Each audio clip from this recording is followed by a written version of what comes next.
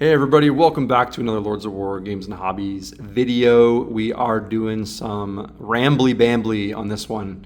I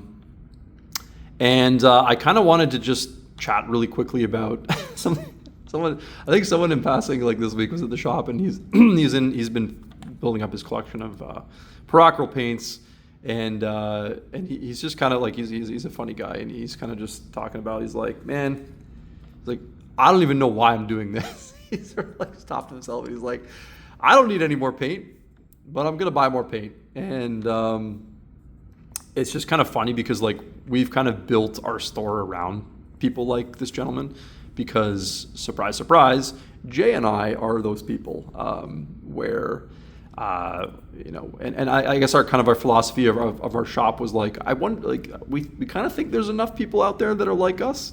Let's give it a try and see if that's the case. And we've been proven mostly right that I'm not saying everyone's like that, but there are enough people, at least, that have this weird hobby paint addiction that we can kind of get away with it. And I guess the philosophical thing to ask myself and you guys today is, why do we need so many paints? As I look at this like very tiny collection of paints that represents maybe about a tenth or less of what I actually own. And I guess it's the simple answer is, as anyone who does any hobby, you're always, I guess, when the side of the hobby you love the most is the painting, there's always going to be this like rampant curiosity of wondering, is there something else that I don't know about that could be better?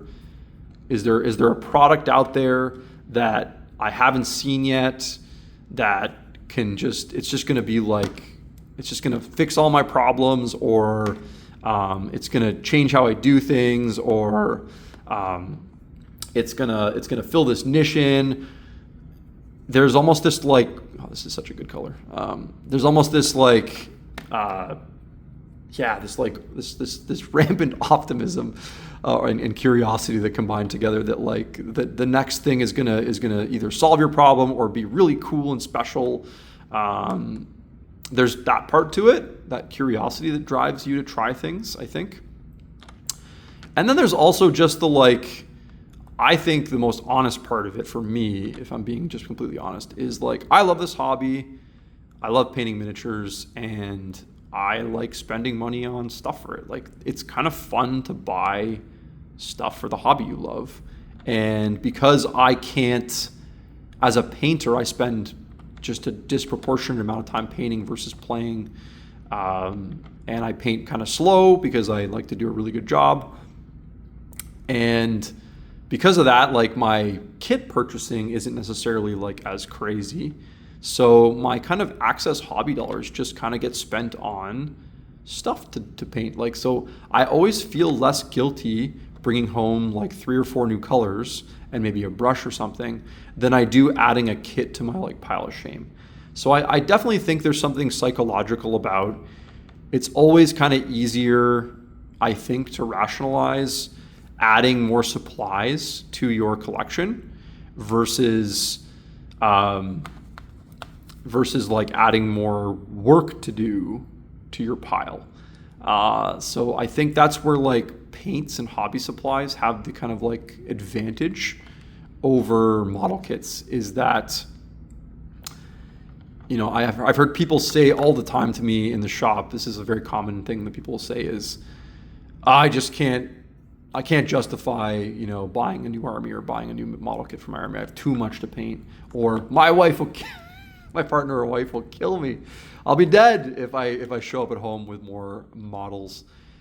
But I'm allowed to, or I can, I need this color, or I want to try this X or whatever. So like there's almost like a built-in kind of like excuse that like I can at least still spend money on the hobby side of things, because these are, let's be real, like these are consumables. These are things you use up. These are things that you, not that people are, burning through their Dunkelgrau really quickly, but these are just easier things to justify. So I think those things all feed into the kind of like reason that like we have probably too many colors. Like when I look at my collection, I actually did a big purge recently because it was so silly.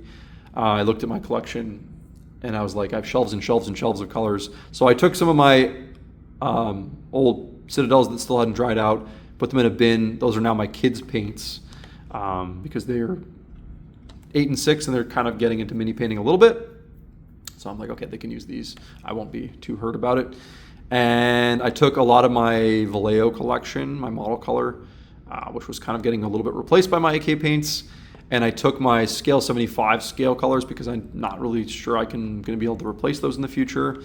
And I just kind of purged them. I put them up for like super cheap on Marketplace and just found some people that can get some use out of them. Sold them for like $1 a paint or something, just because I was like, yeah, get some use out of them. I'm not using them at all. And I still, even after those massive purchases of probably like 200 paints, I still probably have a couple hundred paints, which is nuts. But I mean, like I said, I've been doing this hobby for like 25, 30 years, and you just end up with a lot of hobby supplies.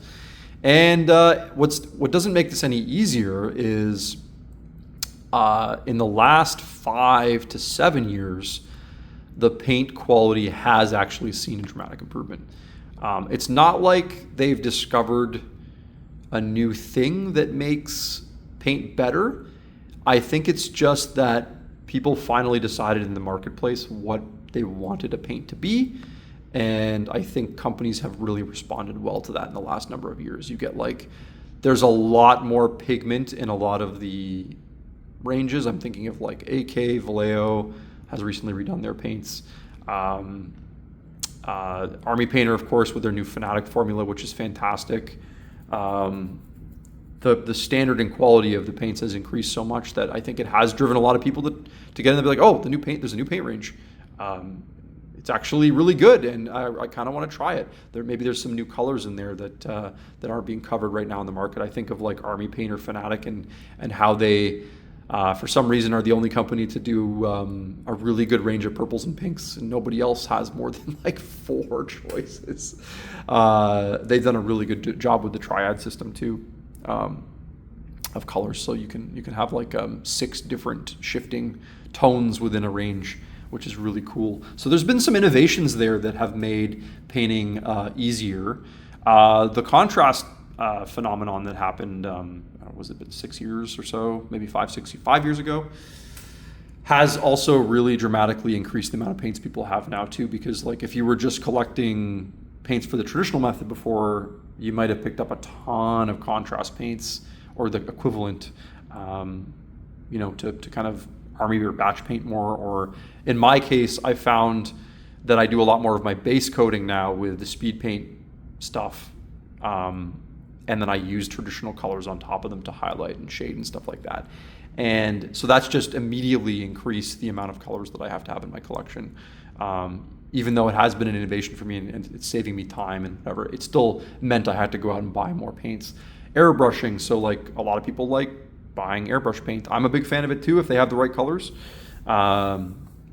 Unfortunately, the airbrush ranges tend to be pretty small, but sometimes it matches up really well, and I love the convenience of just being able to buy an airbrush paint off the rack and basically know that it's like only going to need a couple drops of flow aid to kind of work really well in the airbrush. Because I'm a convenience person, I'm a busy guy, and I still want to complete like maybe 2 new armies a year. And I know that I have to, it's not that I'm trying to cut corners, it's that I'm trying to knock down on the amount of time that I need to spend to do things. So that's why I'll use colored primers and sprays. I'll use quick paints to get base coat and shade in one step.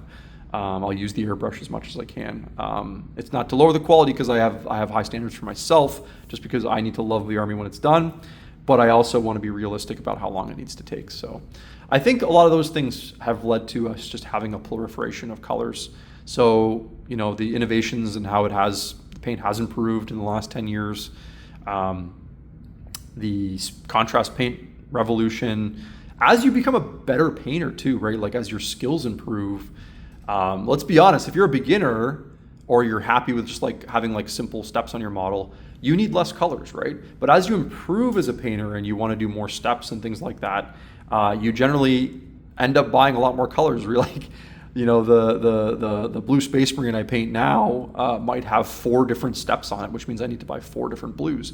Whereas when I first started, it might have only been 1 blue for a flat color. Maybe I bought a wash or something like that, right? So you end up buying a lot more colors. If I start a new project, I remember last year we were getting ready for maybe it was 2 years ago for Adepticon. We were doing a team thing, and our buddy John, who I'm still hoping to do a collab with at some point because he's a great guy and he's just a phenomenal artist. He built a paint scheme for us, and it was I kid you not, it must have been a list of like 50 colors.